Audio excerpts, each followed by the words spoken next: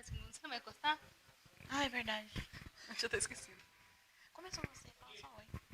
Oi, gente, e aí, como que vocês estão? Boa noite, feliz sábado para todos os jovens que estão nos assistindo. Hoje temos mais um início de sábado, começando o nosso Sevencast. Né, Vivian? Boa noite, Evelyn. Feliz sábado para vocês. Vocês sejam bem-vindos nesse Sevencast. E como a gente sempre fala, vocês aqui são os beneficiários, né? Nós queremos saber a sua opinião, nós queremos saber a sua sugestão. Então manda pra gente de algum tema que você quer ouvir, que você quer saber mais, para estarmos pensando em como encontrar os profissionais que podem estar vindo aqui para serem entrevistados. E também você que é de Bauru e que canta já na sua igreja, você está convidado a mandar uma mensagem para a gente, para nós gravarmos um clipe para estar passando nos próximos programas do nosso podcast. Então, para começarmos, vamos ouvir uma bela mensagem musical com o Adenilson. Ele é da Igreja da Bela Vista e ele vai estar tocando para nós um sax com a música Não Tardará.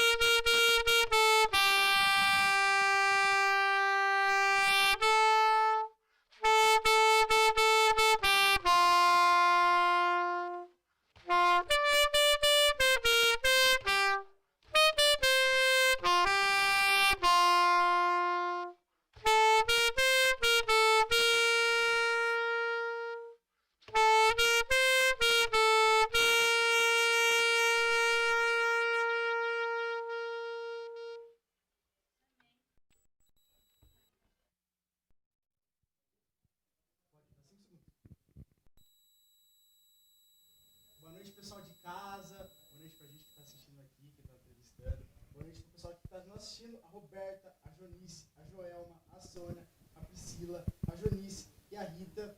Muito obrigado. Sejam muito bem-vindos aqui à nossa transmissão do Sevencast. E hoje temos uma novidade, né? Uma nova apresentadora, a Júlia. Boa noite, gente. Muito prazer. Meu nome é Júlia. Eu sou da Igreja do Gasparini. Minha primeira vez aqui. Estou muito feliz pelo convite. Muito obrigada. Boa noite, viu, Luiz? Nós estamos muito felizes de ter você aqui conosco.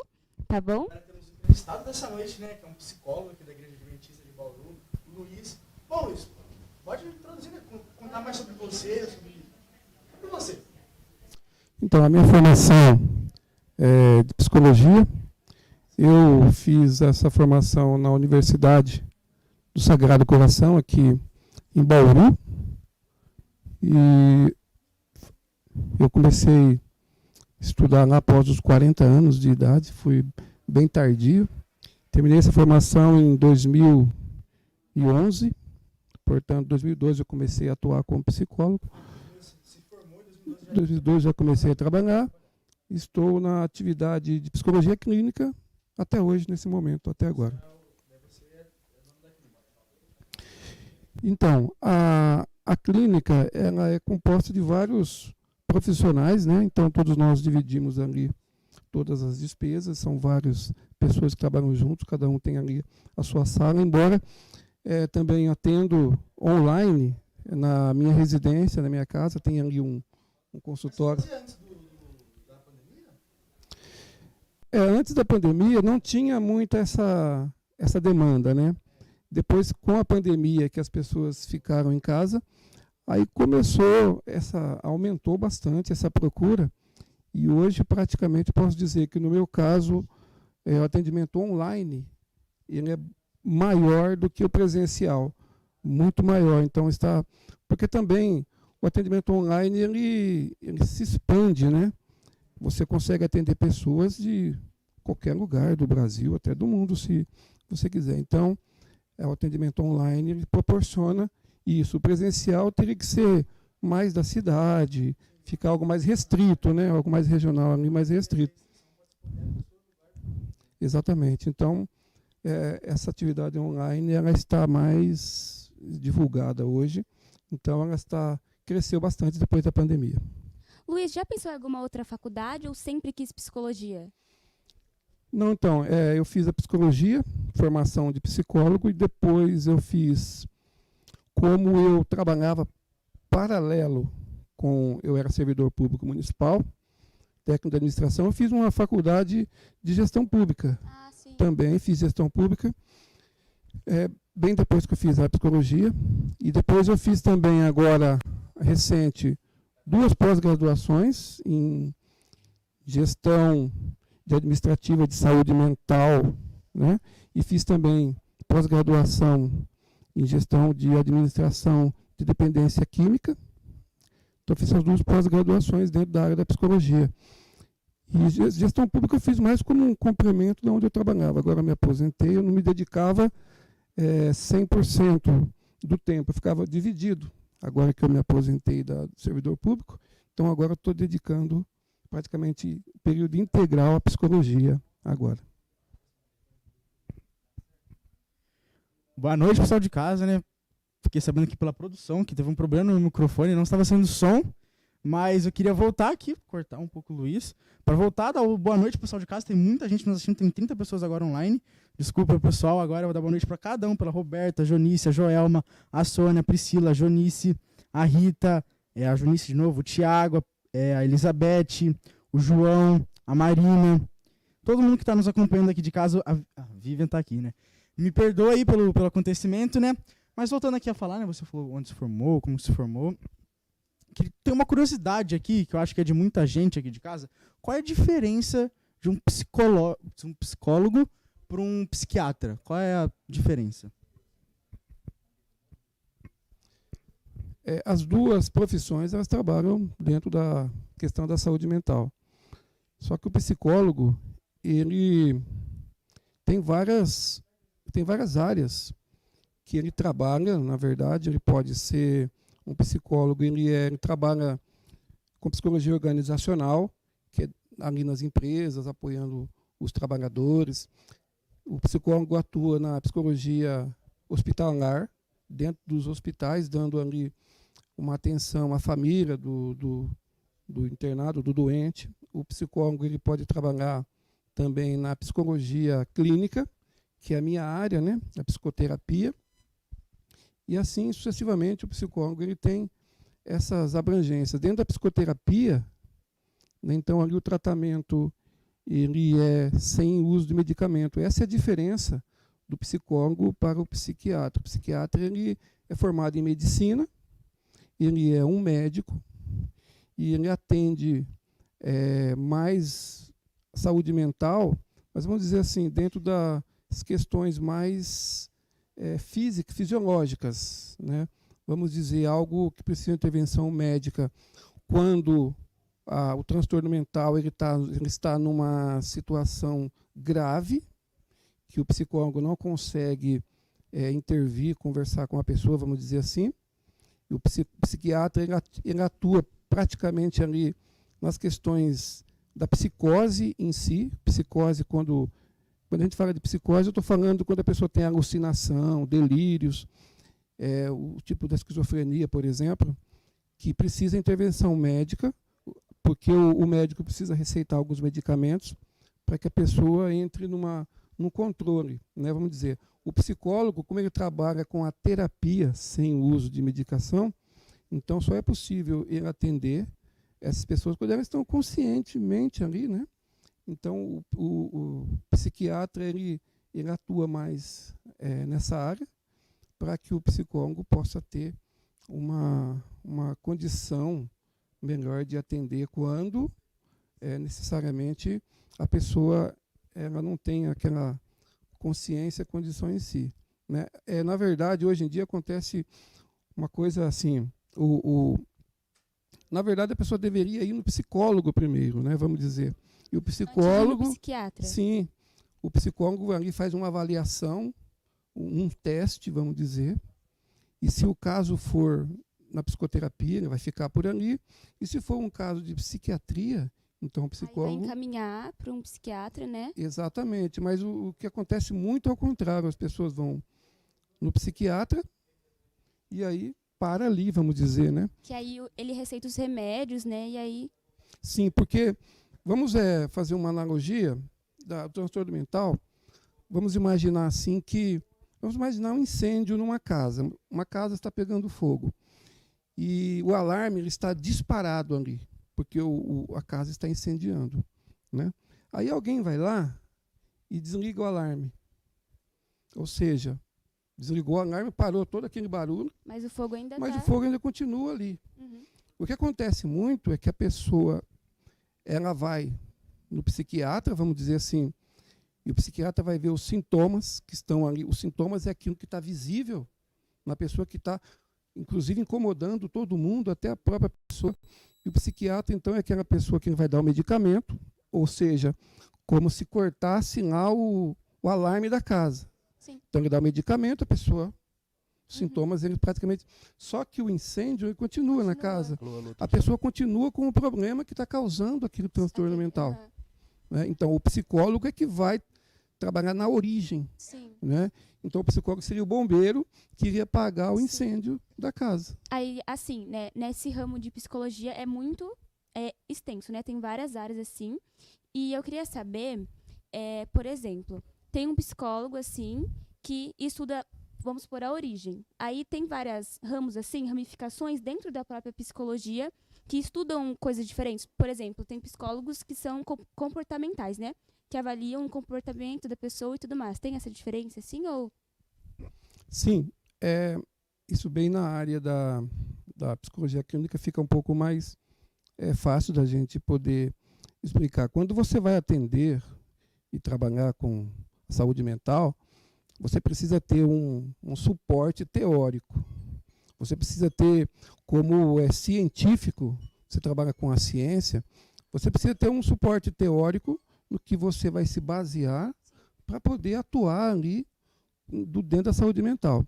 E dentro desse suporte teórico existem várias abordagens, várias pessoas, vários estudiosos Sim. que desenvolveram várias teorias, né? vários estudos, e você pode ali escolher uma daquelas abordagens para você trabalhar com Sim, ela. tem uma base, né? Sim, então, por exemplo, tem a abordagem que eu trabalho, Sim. minha base de suporte é a terapia cognitivo-comportamental. Sim. Embora eu utilize outras abordagens também, mas o meu suporte teórico, a minha base exatamente é essa. Mas existe também a psicanálise, tem a psicologia analítica, existem várias abordagens, psicologia existencial, humanista. Então, tem várias abordagens que você precisa, quando você vai trabalhar, você precisa ter Sim. essa base teórica para você suportar, ter um suporte. Você não vai trabalhar com aquilo que você acha, com o que você quer, com o que você pensa, não.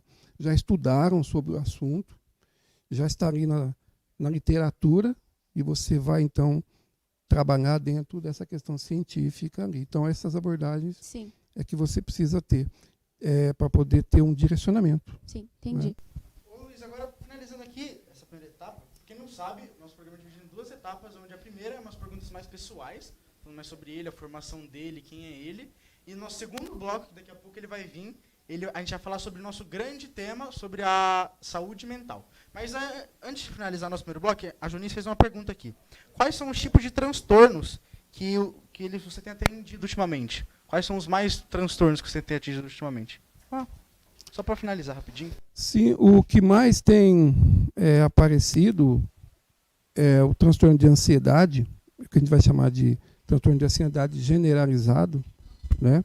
As pessoas estão desenvolvendo bastante isso, principalmente depois que teve a pandemia, né? As pessoas ficaram um pouco alarmadas com relação a isso, elas ficaram enclausuradas ali dentro de casa. Foi algo que pegou todo mundo de surpresa, foi uma coisa assim muito inesperada, e as pessoas não estavam preparadas para isso, né? Vamos dizer, então causou ali um impacto muito grande, e as consequências estão sendo colhidas agora. E a ansiedade é uma delas, que as pessoas estão um pouco assim com os nervos à flor da pele por causa dessa situação. Então, o que mais tem atendido é nessa situação. Transtorno de ansiedade generalizada. Ansiedade, né, em geral. E ansiedade em geral. Bom, pessoal, fique aí só um segundo que a gente vai ter um intervalo musical com uma mensagem musical belíssima com o nosso irmão Adenilson, Muito Além do Rio. Voltamos já já com o nosso grande tema, a saúde mental no jovem.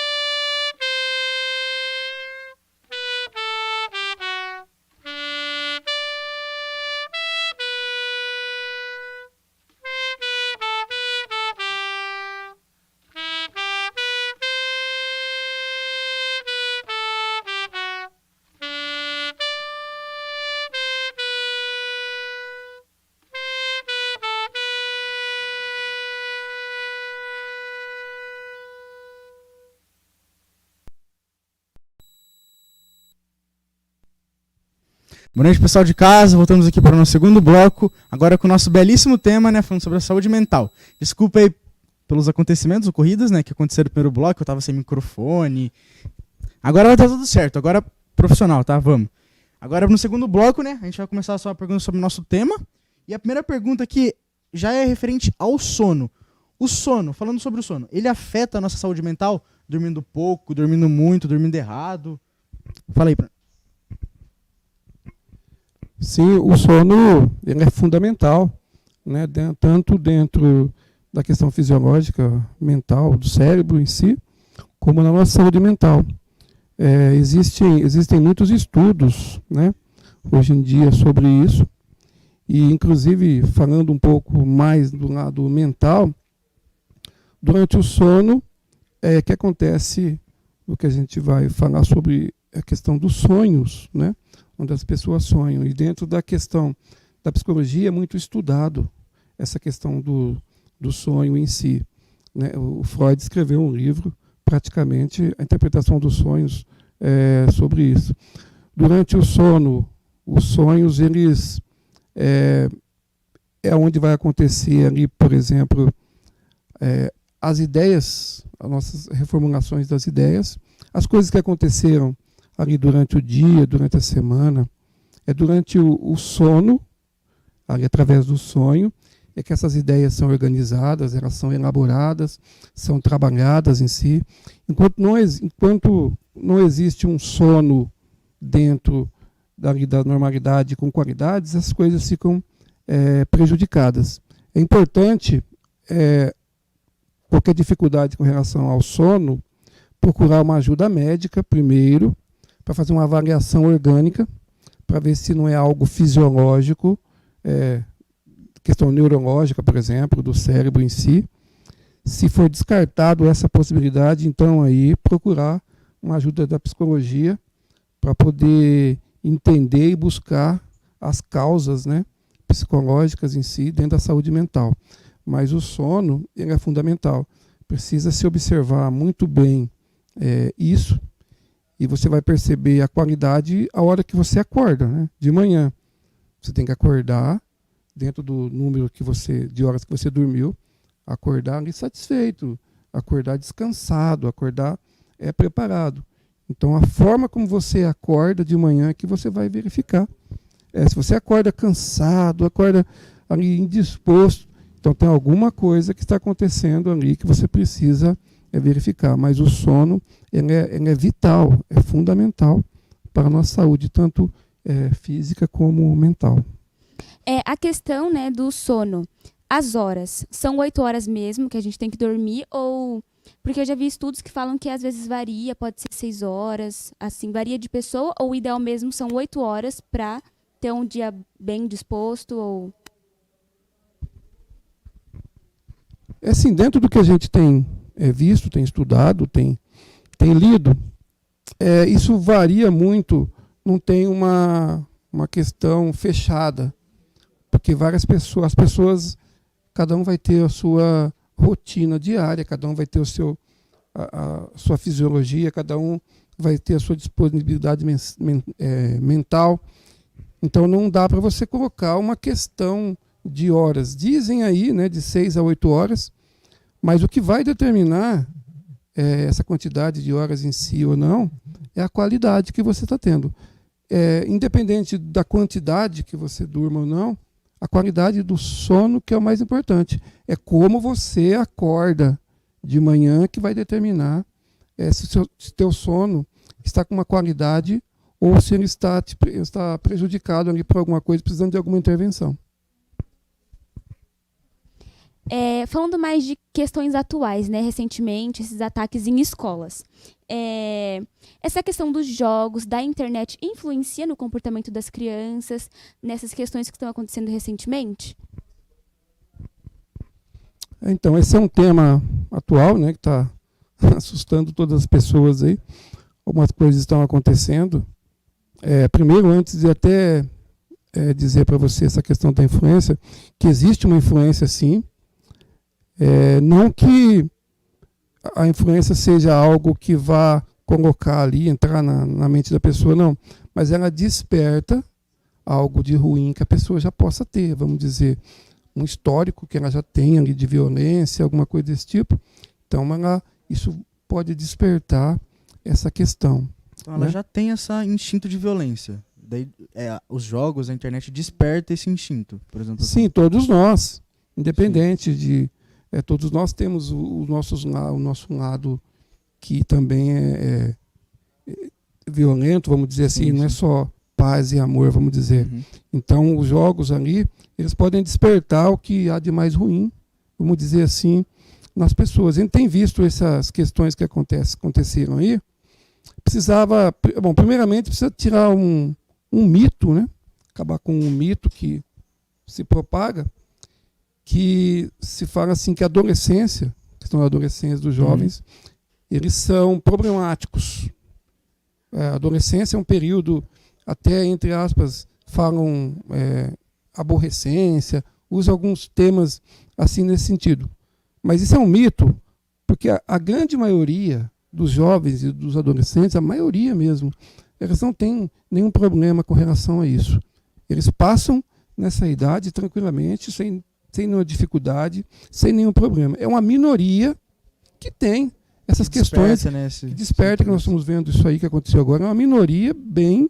Só que essa minoria, quando eles aparecem, quando eles fazem muito barulho, então dá a impressão, quando você vê ali um menino que foi lá, atacou uma escola, foi uma pessoa, um menino ali. Né? Quantos milhões não tem? Então é um. Só minoria, que olha o estrago que ele fez. Então isso acaba repercutindo para todos. Então acaba se generalizando algo que, na verdade, não é tão generalizado assim.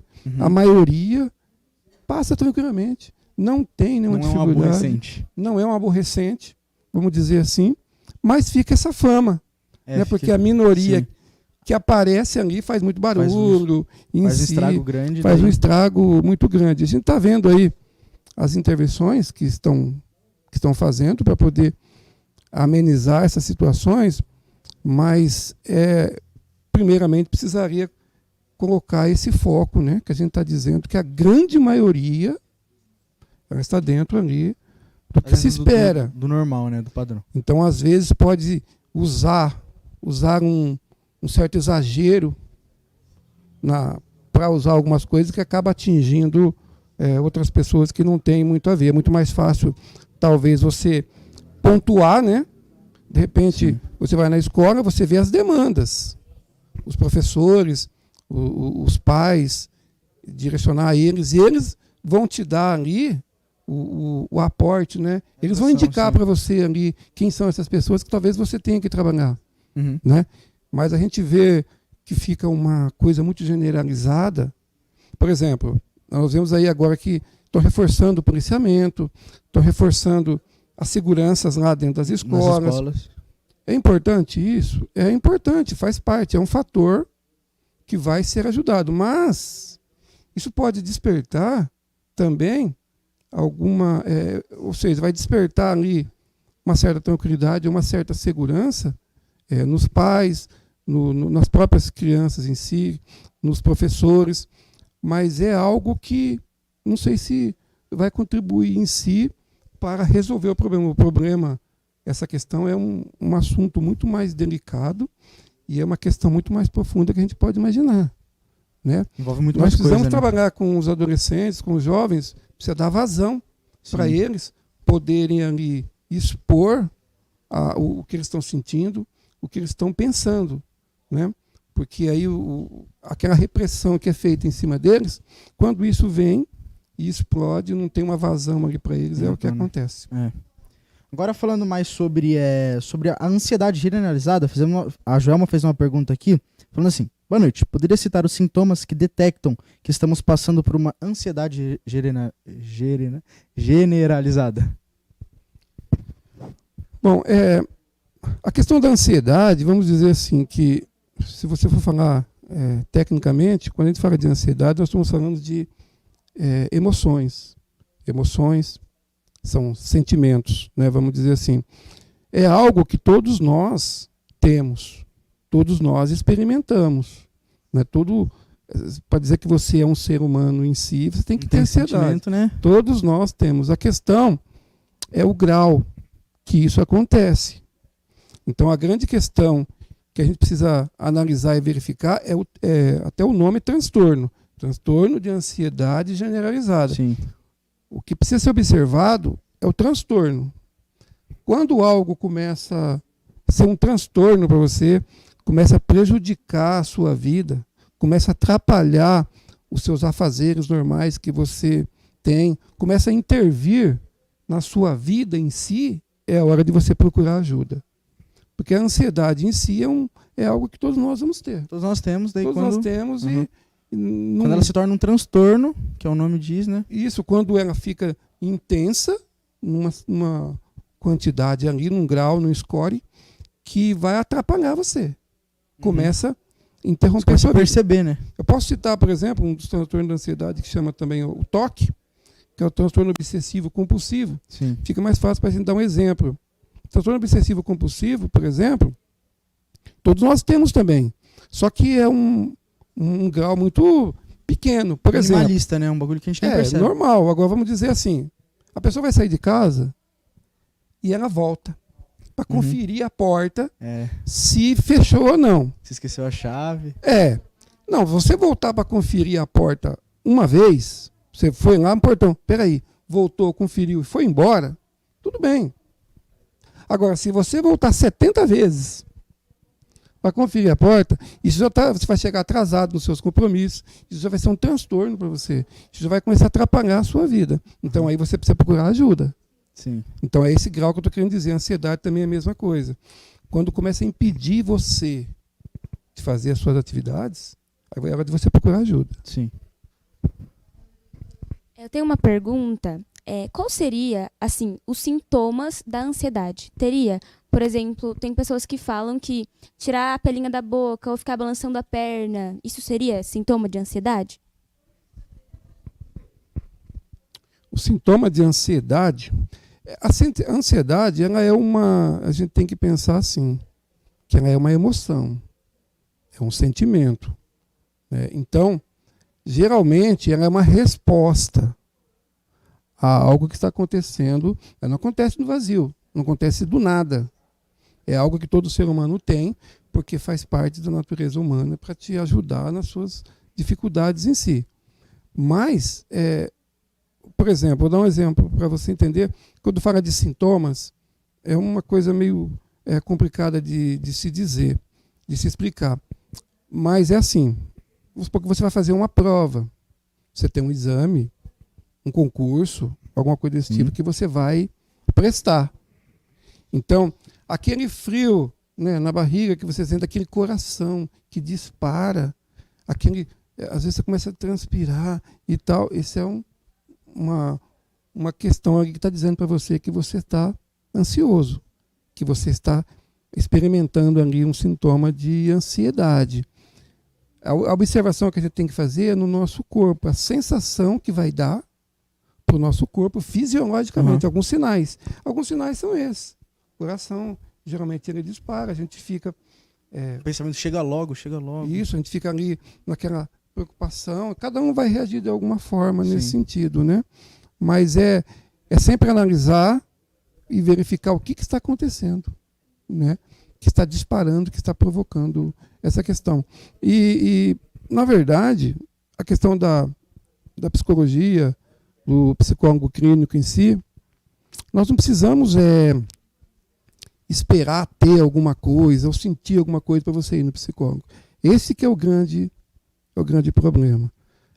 Muitas vezes a pessoa chega na clínica para você atender, ela está numa situação ali que a intervenção fica um pouco complicada. Então, tudo na questão da saúde, inclusive a saúde mental, a prevenção ela é a melhor questão. Quando você não tem nada, não está sentindo nada, não tem nenhuma dificuldade, você acha que essa é a hora de você ir. Sim. Você vai no médico quando você está bem também. Eu vim aqui, doutor, para poder fazer uns exames aí. Eu vim aqui no psicólogo para poder fazer alguma avaliação, fazer algum teste para verificar. Então você está ali prevenido. Não precisa esperar um sintoma. Não precisa esperar alguma Sim. questão para você ir lá. Basta você procurar regularmente como você procura um médico em si. Sim, exatamente. E como é. E às vezes nem você sabe, né? Vamos dizer assim. Agora temos várias perguntas aqui dos nossos telespectadores.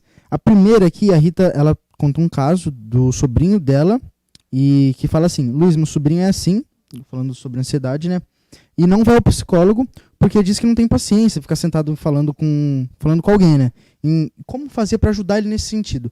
E aqui já vem nossa pergunta aqui também, que tratamento psicológico é a melhor opção para ajudar alguém nesse caso?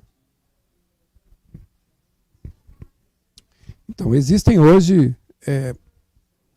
muitos estudos, existem muitas pesquisas, muitos trabalhos científicos em relação à saúde mental. Então, a saúde mental ela está com um aporte muito grande teórico em si, que pode ser utilizado e ajudar na questão da saúde mental em si, né? A grande questão que você disse, que você estava me dizendo, é o que eu acabei de falar na questão da prevenção, né? Nós não temos esse hábito de se prevenir, de ir quando a situação ainda não apareceu, né? Tá de boa ali ainda, tá tudo bem. Então, o psicólogo ele é um profissional que ele vai aplicar alguns testes ali em você. Se você chegar lá e não souber ou não, você está ali apenas para uma prevenção. Então, dentro da questão da saúde mental, a psicologia hoje ela está preparada e ela é uma grande ajuda nesse sentido, sim, para você procurar ajuda. Com relação à criança aí em si, né, muitas vezes, eu não sei qual é o grau que está acontecendo com essa criança, mas muitas vezes os pais precisam, primeiro, né, talvez os pais procurar a ajuda de um psicólogo, assim, principalmente talvez um comportamental, para orientá-los, instruí-los nessa questão de como eles vão lidar ali com as crianças em si, né? Porque muitas vezes as questões, os pais às vezes não sabem lidar.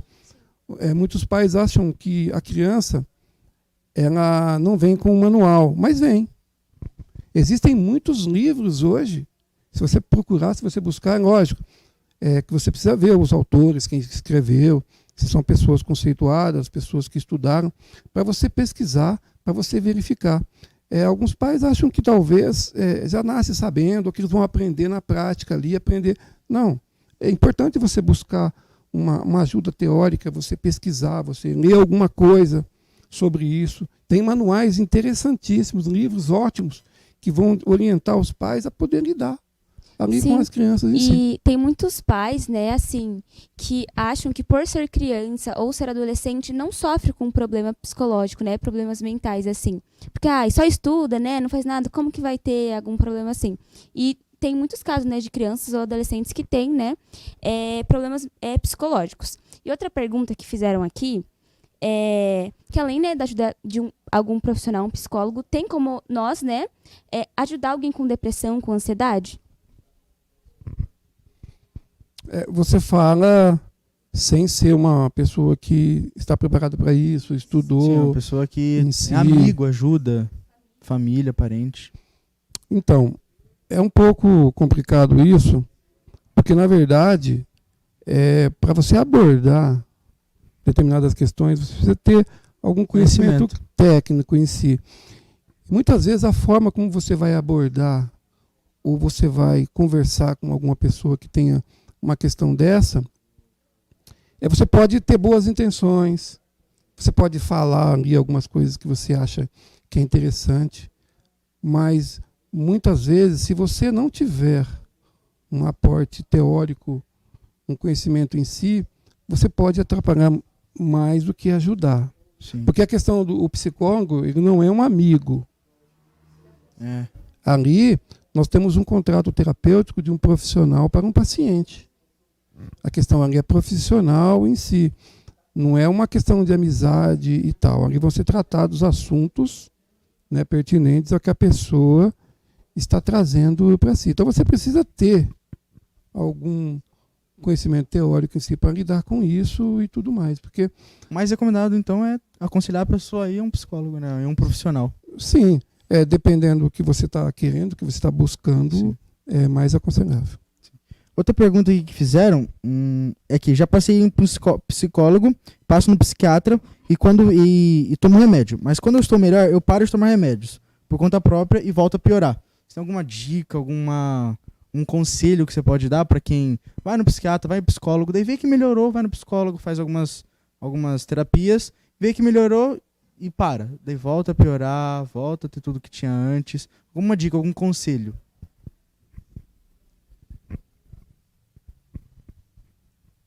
Isso é um problema sério, é grave isso aí. O psicólogo e o psiquiatra, em algumas situações, eles trabalham juntos. Vamos dizer assim, é uma intervenção ali multidisciplinar, porque tem muitas questões que vão ser trabalhadas juntos. Por exemplo, a pessoa chega no consultório de psicologia, mas ela está ali tendo alucinação, delírio e tal. Não dá para o psicólogo atendê-la. Então precisa ser encaminhado para o psiquiatra intervir ali com os medicamentos primeiro, para depois o psicólogo conseguir trabalhar. Muitas vezes a pessoa vai direto no psiquiatra, ela fala alguma coisa que ela está precisando ali, o psiquiatra então vai intervir com o medicamento. É aquela questão que eu te falei de desligar o alarme. Bom, a pessoa fica boa. Por que ela fica bem quando ela toma o medicamento? Ela desligou o alarme. Sim. E os sintomas desaparecem. Então, aparentemente, ela está bem. Inclusive para as pessoas que estão em volta, as pessoas que estão em volta que às vezes se incomodam muito com relação a isso. Então, desligou o alarme, acabou o sintoma, está tudo bem, a pessoa fica feliz da vida e ela vai. Sim. Né? Mas, e quando ela está nessa situação, ela para de tomar o medicamento. Sim. Só que tem um problema. A questão do medicamento, psicofármaco, a intervenção psiquiátrica, ela não funciona dessa maneira. Quando a pessoa começa um tratamento ali com medicamento, é necessário que um tratamento completo é até que você atinja o seu objetivo, e o medicamento ele vai regredindo até zerar novamente. Sim. Quando isso não acontece, você interrompe, até onde a gente sabe, se um tratamento ia durar 2 anos, cada vez que você interrompe um medicamento, você volta, ele dobra. Uhum. Então será 2, vai ser 4. Sim. Aí começa de novo e para. Então cada vez vai ficando pior Sim. a situação. Então isso é uma questão muito séria. Não pode ser interrompido o medicamento, mesmo que você esteja bem. Trazendo um pouco para outras questões, quando você vai tomar um remédio, um medicamento antibiótico, por exemplo, tem 7 dias ali, por exemplo, que você vai tomar. Você não pode interromper no meio. Mesmo que ficou bom alguma coisa, o tratamento é completo. Também a questão psiquiátrica é a mesma coisa. E a questão psicológica também é a mesma coisa. A pessoa vai lá e acha que está bom, interrompe, some. Mas existe todo um processo que tem que ser elaborado. Essa pessoa que falou isso aí, é bom que ela volte no psiquiatra dela, coloque ali a situação que está acontecendo, que aconteceu. O médico vai, então, orientar, intervir, e ele vai e faz o tratamento até o fim. Para poder até o médico dar a alta para ele e ele poder falar, não, agora tudo bem. Né? Essa é a dica que vai ser dada para isso. Então, gente, esse foi o nosso programa de hoje. Estamos aqui encerrando com... Nossa, palmas, né? Porque a gente encerrou aqui, falamos muito aqui sobre todo esse tema, né? Obrigado, produção. Obrigado, produção. Efeitos especiais. Então, gente, boa noite. Muito obrigado por nos acompanhar nessa noite, tá? Muito obrigado, Luiz, a Júlia aqui que nos apresentou.